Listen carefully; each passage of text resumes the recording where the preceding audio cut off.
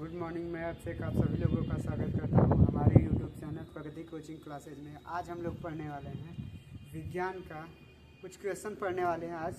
तो चलिए पहले दर्पण से क्वेश्चन कर लेते हैं। तो लिखा है 15 सेंटीमीटर फोकस दूरी के किसी उत्तल दर्पण से कोई वस्तु 10 सेंटीमीटर दूरी पर रखी है, तो वस्तु की प्रतिबिंब की स्थिति एवं प्रकृति ज्ञात कीजिए। तो सबसे पहले क्या करेंगे, उत्तल दर्पण बनाएंगे।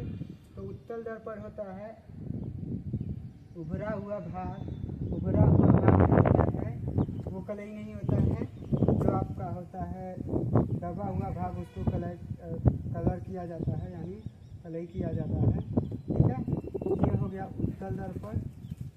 अब ध्यान रखिएगा, उत्तल दर्पण से ये हो गया आपका मुख्य अक्ष। मुख्य अक्ष ये हो गया आपका मुख्य अक्ष। मुख्य अक्ष ठीक है। जब भी वस्तु जो होती है, वस्तु रखी जाती है लेफ्ट साइड में, यानी कहीं रखी गई है वस्तु। यहाँ पे ये भी कोई वस्तु है, ये और भी कोई वस्तु है। यहाँ दर्पण से लेफ्ट साइड रखी गई है आपकी 10 सेंटीमीटर दूरी पे आपका रखा गया है वस्तु 10 सेंटीमीटर दूरी पे।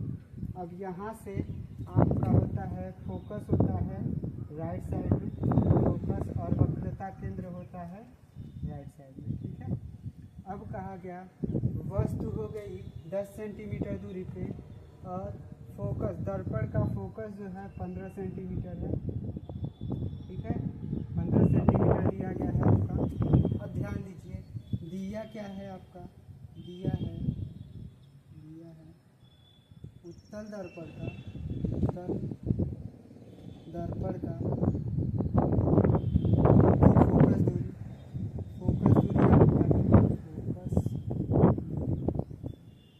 आपकी फोकस दूरी f बराबर दिया है। ये होता है दर्पण के राइट साइड होती है, तो ये धनात्मक दूरी होगी, धनात्मक मापी जाएगी। और दर्पण से लेफ्ट साइड मापी जाती है तो ऋणात्मक होती है। या कह सकते हैं कि यदि किरण के विपरीत दिशा में मापी जाए दूरी तो वो होती है ऋणात्मक, और किरण के दिशा में मापी जाएगी तो ये होगी धनात्मक दूरी, और ये होती है ऋणात्मक दूरी। ठीक है, तो फोकस दूरी F बराबर हमारा हो जाएगा 15 सेंटीमीटर। 15 सेंटीमीटर और वस्तु की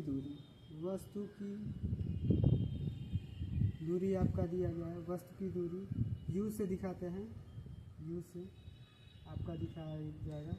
U बराबर कितना है, दर्पण से लेफ्ट साइड यानी किरण के विपरीत दिशा में मापी जा रही है दूरी, तो ये हो जाएगा -10 सेंटीमीटर। ठीक है, अब आता है आपका पूछा गया है दर्पण सूत्र से पूछा गया है आपका प्रतिबिंब की दूरी। दर्पण सूत्र से, दर्पण सूत्र द्वारा, सूत्र से हम जानते हैं दर्पण सूत्र क्या होता है, 1/f बराबर 1/v प्लस 1/u होता है। देखिए, अब ध्यान दीजिए, अब आपका फोकस दूरी दिया है 15, तो 15 हो जाएगी 1/15 बराबर v का मान पूछा गया है। ठीक है, और u का मान दिया गया है -1/10। ठीक है, अब ध्यान दीजिए, ये प्लस माइनस में इधर आएगा तो प्लस में हो जाएगा, यानी बराबर के इधर करेंगे तो प्लस में हो जाएगा। तो आपका हो जाएगा यहाँ 1/15 और प्लस 1/10 बराबर 1/v।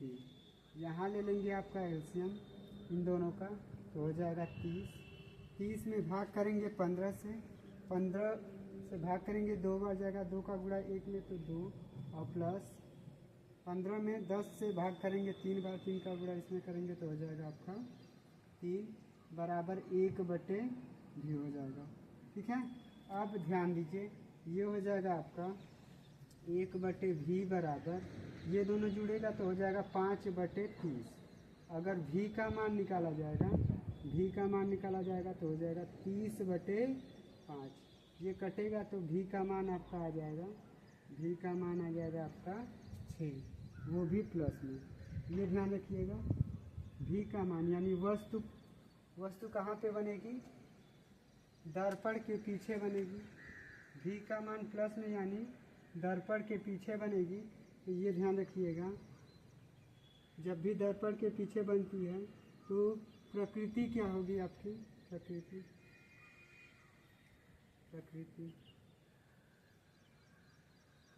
आपकी हो जाएगी आभासी होगी,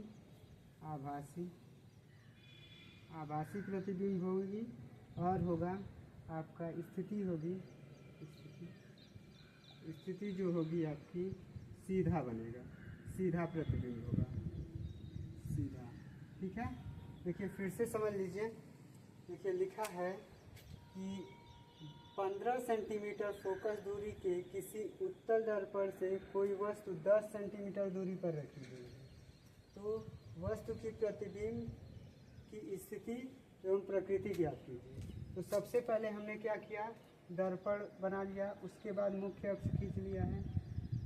उत्तल दर्पण में फोकस और वक्रता केंद्र दर्पण के पीछे बनता है। ठीक है, और वस्तु रखी गई है दर्पण के सामने यानी लेफ्ट साइड में रखी गई है, और प्रतिबिंब जो है दर्पण के पीछे बन रहा है। तो ये ध्यान रखिएगा, फोकस जो है धनात्मक होगा और वस्तु की दूरी जो होगी ऋणात्मक होगी। तो उत्तल दर्पण की फोकस दूरी f बराबर 15 सेंटीमीटर और वस्तु की दूरी कितनी है, -10 सेंटीमीटर। तो हम दर्पण सूत्र जानते हैं कि 1/f बराबर 1/v प्लस 1/u होता है।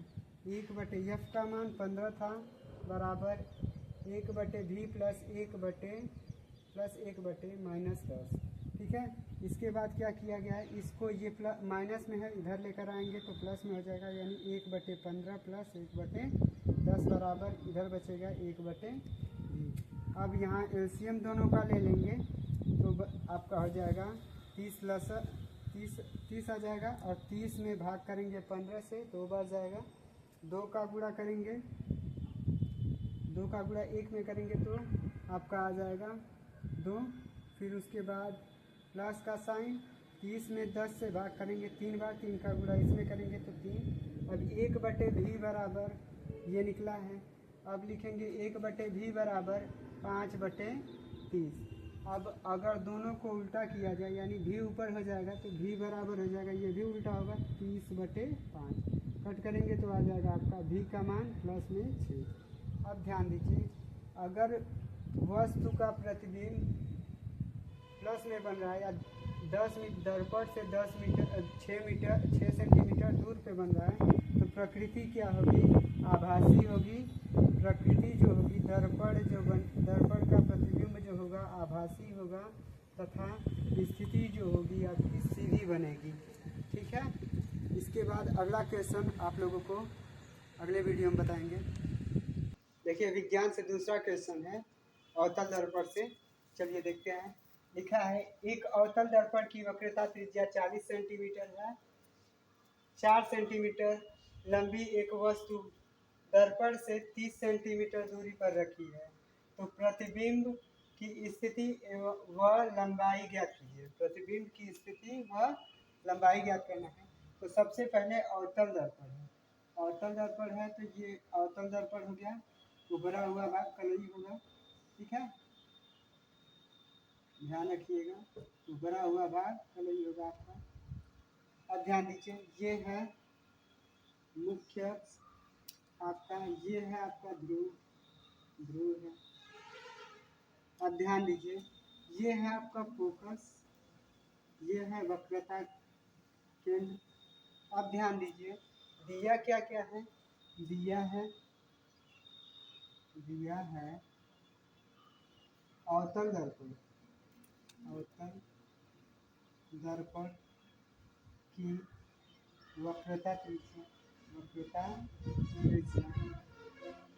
त्रिज्या आर बराबर दिया है आपका 40 सेंटीमीटर। तो फोकस दूरी कितनी हो जाएगी आपकी अवतल दर्पण की, दर्पण की फोकस दूरी आपकी हो जाएगी, फोकस दूरी होता है r/2, यानी f का मान आपका हो जाएगा 40/2। ठीक है, लेकिन ये ध्यान रखिएगा ये कट जाएगा तो आपका f का मान जो होगा -20 होगा, क्योंकि फोकस दूरी कहाँ पे आपकी है, फोकस दूरी आती है दर्पण से ध्रुव से मापी जाती है लेफ्ट साइड में, तो ये दूरी जो होती है ऋणात्मक होती है, ऋणात्मक, यानी किरण की विपरीत दिशा में दूरी मापी जा रही है तो ये दूरी ऋणात्मक होगी। ठीक है, अब ध्यान दीजिए लिखा गया है कि 4 सेंटीमीटर लंबी एक वस्तु है, यानी h दिया है, यानी वस्तु की लंबाई, वस्तु की लंबाई दिया गया, वस्तु की लंबाई h बराबर दिया गया है 4 सेंटीमीटर। अवतल दर्पण अवतल दर्पण से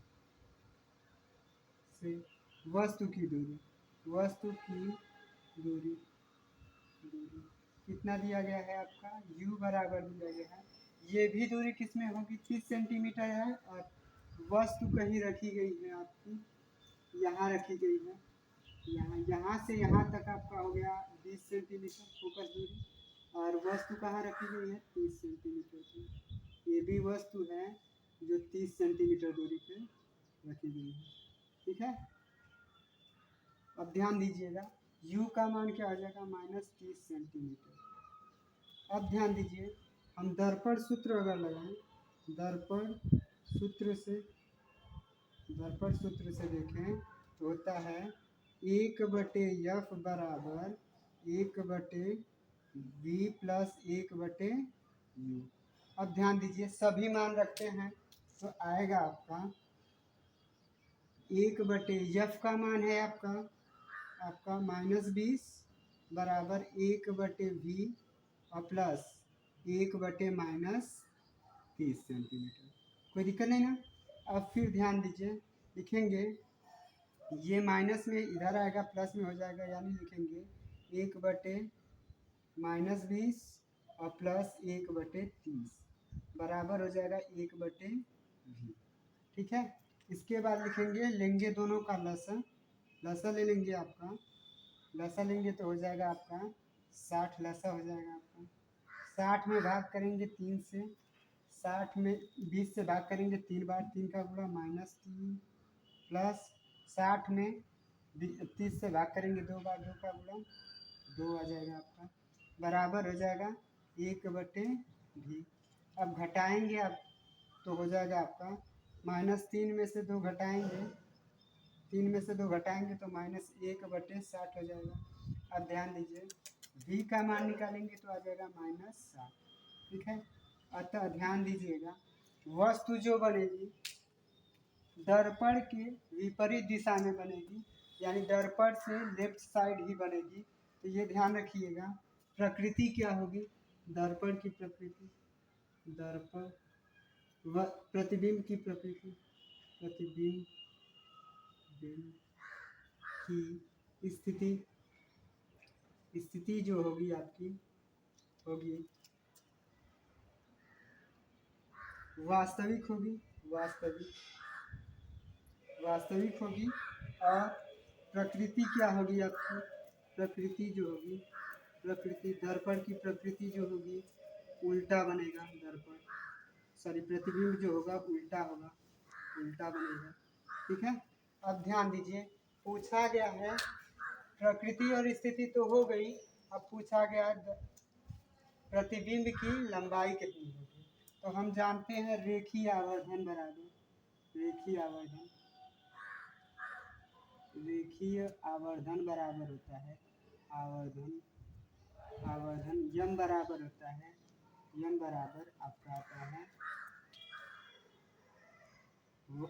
I/O बराबर -v/u होता है। ठीक है, अब ध्यान दीजिए हमें पता करना है वस्तु की लंबाई, या कह सकते हैं इसी को कहते हैं h डैश अपान h बराबर -v/u यू होता है। ठीक है, अब ध्यान दीजिए सभी मान रखते हैं।